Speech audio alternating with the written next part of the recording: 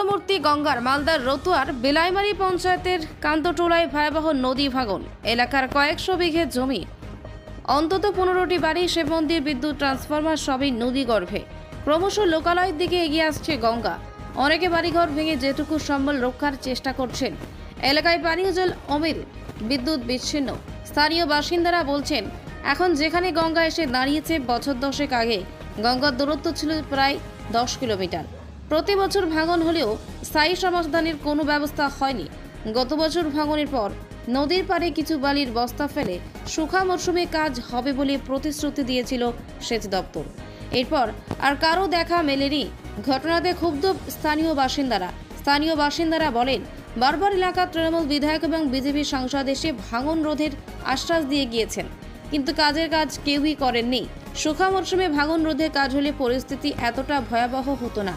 নদী ভাঙন সমস্যার কথা স্বীকার করেছেন সেচ প্রতিমন্ত্রী সাবিনা ইয়াসমিন। সেচ প্রতিমন্ত্রীর দাবি, বিপজ্জনক হিসাবে গঙ্গাপাড়ে 20টি এলাকাকে চিহ্নিত করা হয়েছে। সেই সব এলাকায় জরুরি ভিত্তিতে কাজ করা হবে। একই সঙ্গে তার দাবি, ভাঙন রোধে যা করছে তা রাজ্য সরকারই করছে। গঙ্গা জাতীয় নদী, অথচ ভাঙন রোধে কেন্দ্রীয় সাহায্য মিলছে না।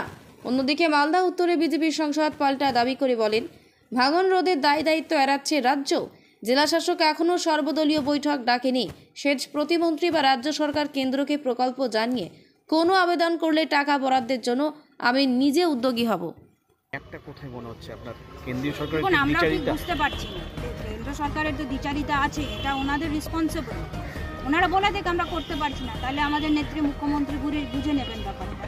কিন্তু এটার দায়িত্ব তো ওনাদের, এবং ওনাদের করা খুবই দরকার। এখানে ফারাক্কা বারাজ যেখানে আছেন, এখানে জিএম ওনার দায়িত্ব করছেন যে গঙ্গা ভাঙনের সমস্যাটা তুলে ধরা, দেখা। এবং দীর্ঘদিন ধরে এর আগে যখন আমাদের ইউপিএ গভর্নমেন্ট ছিল তখন তো কাজ হয়েছিল। এখন আমাদের বিজেপি সরকার, সেন্ট্রাল গভর্নমেন্ট, ওরা কাজ করছে। প্রতিবাদে দেখা যায় ভাঙন নিয়ে ভোটকে ইস্যু করে প্রতিটা পার্টি। এখন তো ভোট নেই, কিন্তু আমরা এটা নিয়ে তৎপর আছি। আমরা এটা নিয়ে রাজ্য সবাই তুলব এবং আমরা জানাবো।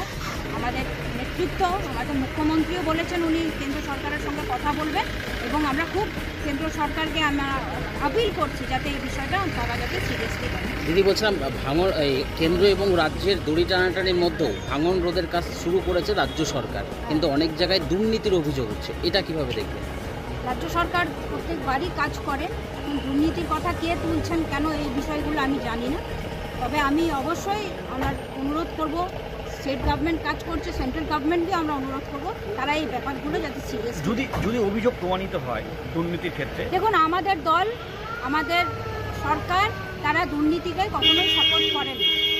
তারা দুর্নীতির বিরুদ্ধে আপনারা দেখেছেন যে সবসময় তারা অ্যাকশন নিয়েছেন। 0 টলারেন্স, 100% 0 টলারেন্স, এবং আগামী দিনেও নেই। ঠিক আছে।